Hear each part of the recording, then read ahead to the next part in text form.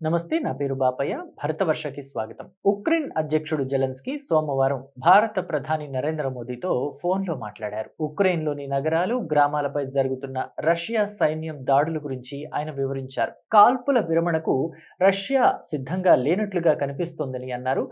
Ukraine, Russia మధ్య శాంతికి చొరవ చూపాలని మోదీకి విజ్ఞప్తి చేశారు. ఈ ఏడాది సెప్టెంబర్లో ఐక్యరాజ్య సమితి సాధారణ సభ సమావేశం సందర్భంగా వ్యక్తిగతంగా భేటీ కావాలని జెలెన్స్కీ మోదీ నిర్ణయించుకున్నారు. ఈ భేటీ ఇరు దేశాల మధ్య దౌత్య సంబంధాలను మెరుగుపరుచుకునేందుకు ఉపయోగపడుతుందని వారు విశ్వాసం వ్యక్తం చేశారు. అంతేకాకుండా ఈ సమావేశం ఇరు దేశాల మధ్య వ్యూహాత్మక చర్చలు, శాంతి, సౌభ్రాతృత్వం నెలకొంటాయని వీరు పేర్కొన్నారు. ఇక ఈ ఫోన్ సంభాషణ సందర్భంగా ఇరు దేశాల మధ్య ద్వైపాక్షిక భాగస్వామ్యంపై వీరు సమీక్షించారు. పరస్పర ప్రయోజనాల సహకారం పెంపు మార్గాలపై కూడా ఈ సందర్భంగా వారు చర్చించారు. భవిష్యత్తులో కూడా సంప్రదింపులు కొనసాగించాలని వీరిరువురు నిర్ణయించారు.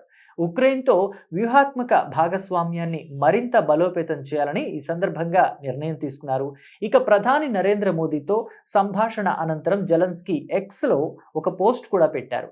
భారత్, ఉక్రెయిన్ మధ్య ద్వైపాక్షిక సహకారంతో పాటు దౌత్య సంబంధాల్లో కూడా పురోగతిపై చర్చించామని తెలిపారు. ఉక్రెయిన్, రష్యా మధ్య ఘర్షణకు తెరపడాలని, సాధ్యమైనంత త్వరగా శాంతి నెలకొల్పాలని ఆశిస్తున్నట్టుగా చెప్పారు. అందుకు భారత్ సహకారం అవసరమని పునరుద్ఘాటించారు. ఉక్రెయిన్కు అన్ని విధాలుగా అండగా నిలుస్తున్నందుకు ప్రధాని నరేంద్ర మోదీకి జెలెన్స్కీ కృతజ్ఞతలు తెలియజేశారు. ఇక ప్రధాని నరేంద్ర మోదీ కూడా ఈ ఫోన్ కాల్ విషయాన్ని సామాజిక మాధ్యమాల ద్వారా పంచుకున్నారు. ఉక్రెయిన్కు సంబంధించి ఇటీవల పరిణామాలపై జెలెన్స్కీతో మాట్లాడి ఆయన అభిప్రాయాలు తెలుసుకున్నానని అన్నారు.